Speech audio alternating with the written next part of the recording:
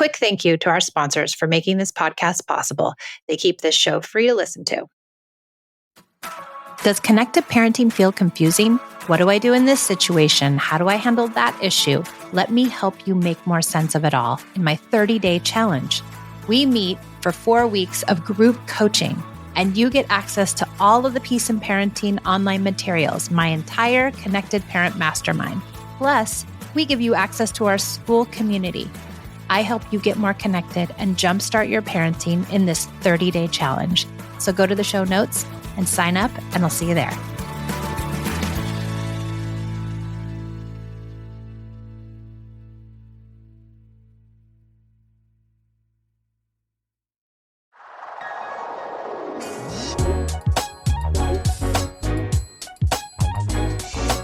Thanks for joining me on the Peace in Parenting podcast. I'm so glad you're here.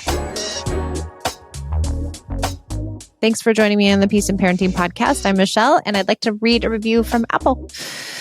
Very insightful and practical. Thanks, Michelle, for the great examples you use. I sometimes write the exact words you use or your examples so I can look back and use them with my kids. Your tips are on strong-willed, sensitive kids are especially appreciated. It's very challenging to navigate parenting of these kids. I understand deeply. Thank you for leaving this. Our strong-willed, sensitive, sweet kids are not easy.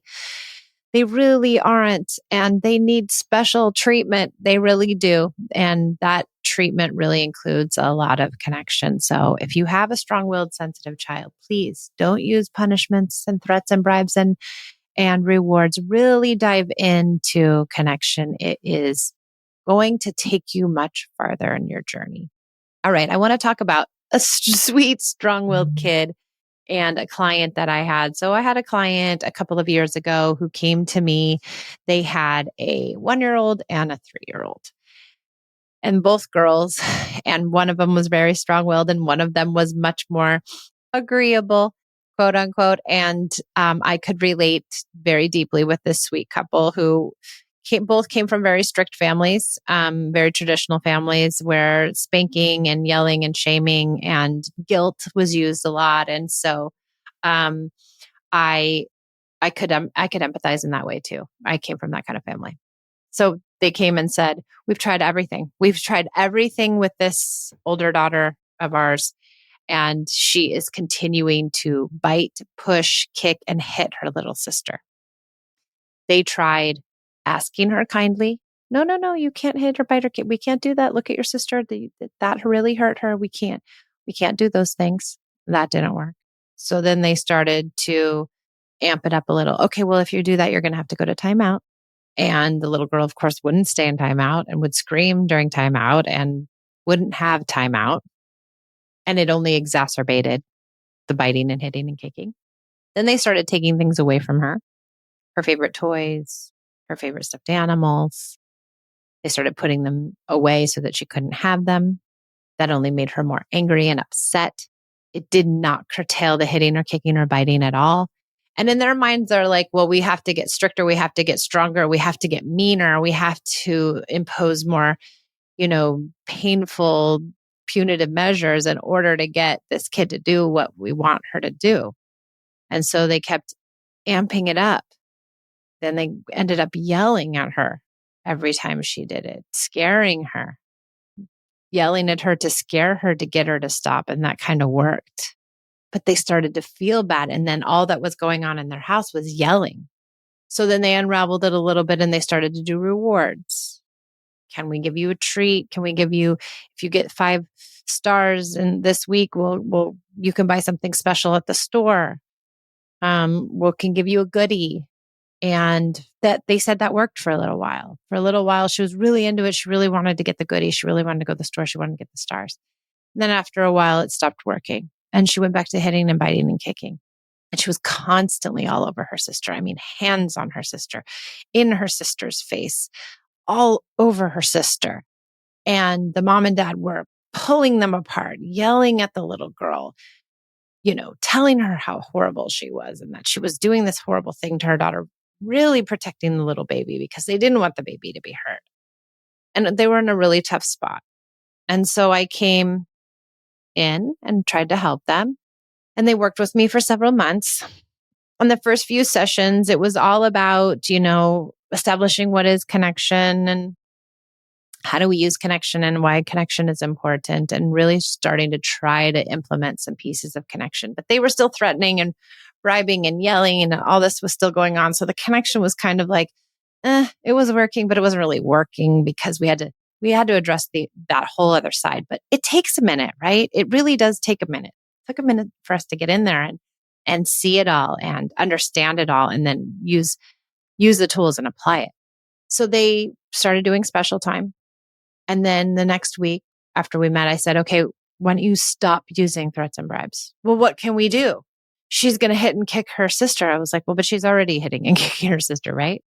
The threats and bribes aren't making her not hit, and neither is the yelling. So how do we stop the yelling? Get in the middle of between the sisters when you see it happening. Get your body physically in the middle. Give a hug to the kid who's hitting, who's always the older child. Can you get some connection going with her? And let's try that. Let's just try that one baby step. So we tried that piece, and that started working. She started feeling better because she wasn't being threatened. She wasn't being bribed. She was being hugged. And then they came with all their objections, but we're going to reinforce the bad behavior, and we're not protecting the baby. The baby is not being protected. And I tried to talk to them about, well, are the threats and bribes protecting the baby because it's making the older child's behavior worse? Is the timeout protecting the baby because it's creating more angst in the family? Is the yelling correcting the baby? Because what's the baby learning? The baby's learning that yelling, you yell at people when you want to get what you need. The baby's also learning that the older child is wrong and that they're bad and that they need to be sent away in timeout because they need to be separated because they can't handle themselves. Does it cause resentment? Is it creating this victim-villain scenario where the older one is always the villain and the younger one is always the victim? And is the baby being protected at all costs? And is that doing the baby any good? And what are we setting up in our sibling relationship here? That you're always going to intervene, that you're always going to be the protector, that you're always going to figure it out, that you're always going to be you're going to give the fix and the solution. And it's usually going to be with some sort of punishment and punitive measures. And so now, is it going to create tattletaling? Is it going to create a position where the baby she cannot navigate her own upset with her older sister? Lots of things going on in here that I think we don't really think about when we're just like, I need this violence, and we call it violence, even though I really believe it's aggression. I need it to stop because this cannot happen in my house. That is where I draw the line. I am intolerant of aggression. I get it. Who isn't? Nobody wants aggression. Nobody wants their older child to hurt their younger child. It's just a matter of, how do you go about it? How do you fix it? We are going to take a short break from our show to hear from our sponsors. Without their sponsorship, I wouldn't be able to bring you the Peace and Parenting podcast free of charge. So I'll see you back in just a few minutes. Struggling with weight makes parenting even more difficult. But like getting help in our parenting, there's also help to regulate our weight. Mochi Health takes a holistic approach to weight loss that includes visits with board-certified doctors, nutrition consultants, and even science-backed GLP-1 medications like Ozempic delivered to your door. Mochi Health offers affordable and accessible support regardless of insurance coverage. With Mochi, their dietitians work hand in hand with your medication to create personalized nutrition plans that fit your lifestyle so you can reach your weight loss goals. They offer guidance from real doctors and registered dietitians, making easy and sustainable changes to achieve results. To get started, go to joinmochi.com, and when you use code PEACE, you will receive $40 off. Go to joinmochi.com and use code PEACE for your $40 discount today.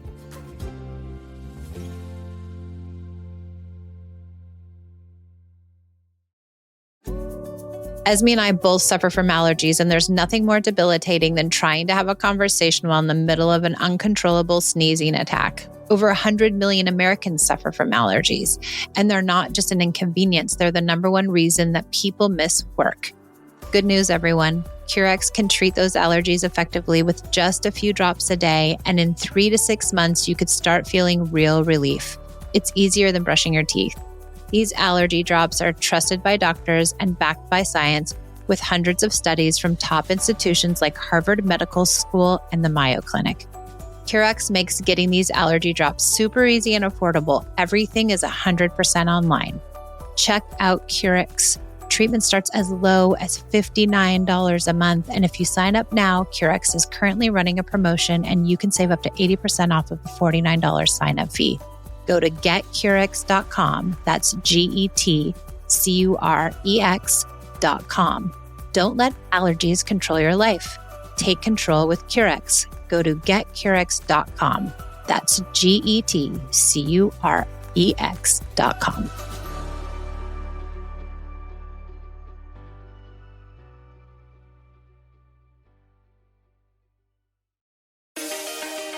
My book, Unpunished, is finally here. It is my journey into connected parenting, the idea of perfection and how it nearly took me down as a mom. I give you my best thinking around how to be a connected parent and the insights that I've discovered over the last 12 years of this incredible journey. I'm giving my book away for free, plus shipping and handling. So go to unpunished.com and get yours today. We're shipping domestically and we're also shipping internationally.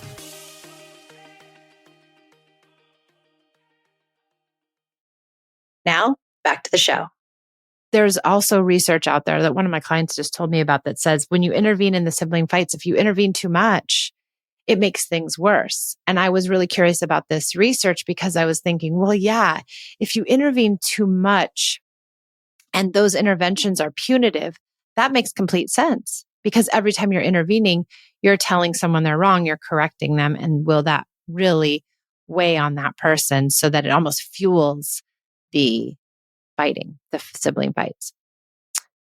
So if we think about it only as I'm not protecting the baby and I'm promoting this relationship, instead of zooming out a bit, letting go of those old ideals and saying, okay, I need to get this older child feeling better because this older child is taking out their angst, their anxiety, their stress, their upset, their whatever. They're taking it out on their baby sister. Now, sibling rivalry will always happen, but it's a matter of, are we exacerbating it or are we trying to curtail it? And I think we believe that when we intervene with punishment or correction, that we are in essence trying to get rid of it. But I think what happens is just the opposite, that it makes it worse. So connection is your friend. This older girl needed connection. So they started pouring in deeply with a special time. They started intervening with just their bodies and coming with the hugs. And guess what? They saw tiniest bit of progress. And because she was only 3, the progress comes real quick. And so I was like, okay, that's all we need. We saw the progress. We know it can be there. So we move forward. So then it was all a matter of taking out all the shaming verbiage, right? Look what you did to your sister. We can't allow hitting in this house. You're being aggressive. I have to protect her. We could take out all the shaming language. Just use our body as the limit. And if we can come with more connection to this child and not use the threats or the bribes or the timeouts, everything started to move, and it moved real quickly. And really quickly, we realized that older girl just needed connection. And sure, she still had some upsets with her sister, but 3-4 weeks from then, there was no more biting. There was no more kicking or hitting. There was no more aggression from that older child because she was feeling more connected and she was feeling less shame. And she was that strong-willed, highly sensitive child who was probably shame adverse. And so when anything felt the tiniest bit shamey at all, she internalized it, just like my sweet Ez, and it came out in aggression because that's her temperament. It wasn't that she was a violent kid. It's that she couldn't manage the feelings of shame inside her body, and they came out with hitting and biting and kicking. And all we needed to do was get more connected to that older kid. And getting more connected to that older kid is way more protective than correcting the older kid, than telling them you can't treat your sister like this. That is not acceptable. We don't accept violence in our house, et cetera, et cetera. that wasn't protecting the baby, actually. It was putting her in harm's way because we were fueling the fire for the older one. And when we were fueling the fire for the older one, the baby's in harm's way even more because there's more ammunition. And our relationship with the oldest is playing out in the relationship that the youngest, that the kids had, right? She was taking out, the oldest one was taking out her aggression and upset around from the parents' correction on her sister. So it doesn't protect them is what I'm trying to say. And where we think we're really protecting them, or we're not protecting them if we don't correct or we don't address or we don't give a punishment or a consequence, we feel like we're not addressing it, we're not calling it out, and that we're leaving the baby to be unprotected. But it's just the opposite. It's so strange how it works. It really is. And so when we can get one feeling better, they just do better, right? When my relationship is more bonded with Esme, she does better with her sister. Same with Pia. When my relationship is better with Pia, she does better with her sister. So you have to get your parent-child relationship really juiced up, really feeling good. And then they don't have any angst to take out on their siblings, right? And they're more connected to their prefrontal cortex and they're doing better and they're feeling better. And so all their relationships in their life do better. But the sibling relationship is a safe relationship to take out feelings because they know that person has to be with you. They're going to love you no matter what. They're going to be by your side. Even if you hit them or bite them or kick them, your little sister's still going to love you. And so you're safe to have your feelings there. What we want is the kids to have their feelings with us so that they don't have to feel like they can have it with their siblings. And that was the other piece of it. The parents were shutting down the feelings, right? There was no empathy. There was no listening to the tantrums. And so all the other angst that this older child was having, going to preschool for the first time, mom was working, dad was working, she was having big feelings around it. They weren't being expressed. They were being shut down. And so that was another thing she could take out on her sister when we started to listen to the big feelings, when she started to really understand that she had a place to have them. And when the parents could be that place, she also started to be kinder and nicer and more connected and feel better. That's why all the tools have to work together in order to be successful in this method. You have to look at the big picture and all the moving pieces. And sometimes you can't see those moving pieces because you're too busy just trying to get the hitting to stop. And I get it. It's hard. And we don't want to see our babies hit one another. We don't want to see biting and kicking. It's horrible. It feels bad. And we go into fight, flight, or freeze. And then we don't know what to do. And then we end up yelling, even though we don't want to yell, even though we said, I don't want to be the home that yells. But we don't know what else to do because we just need it to stop, because aggression can't be in our homes because we came from aggressive homes and we don't want it to feel like that. And then we end up doing stuff we regret. Sometimes we need help. Sometimes we need support. Sometimes we need a coach who's watching the game, who says, shoot, I've seen this before. I know this play. They're not going to trick us this time. We won't let society dupe us. Here, look at it this way. And that's what parent coaching is about. I coach people every day. I have coaches that coach people every day. And right now I'm helping people become coaches. It's so beautiful. We all need this support. We have our group coaching program, which is incredible too. So if you feel like you have blind spots and you don't know how to unravel and you have things happening in your house that are hard and you just say, well, I just need help with the hitting. Yes, you do. But that hitting is a mushroom that keeps growing, and it's many issues happening in that hitting or in that defiance or in that bedwetting or in that curfew breaking. There's lots happening that we can scratch through and dig through and unravel. So if you're interested in joining our group coaching programs or our one-on-one coaching programs, please do sign up for one of those programs or email us and we will get a meeting with you to help you understand how all of those work, because I want to help you see those blind spots, and so do my coaches. So thank you for joining me on the Peace and Parenting podcast. Take a look at the show notes and I'll see you next time.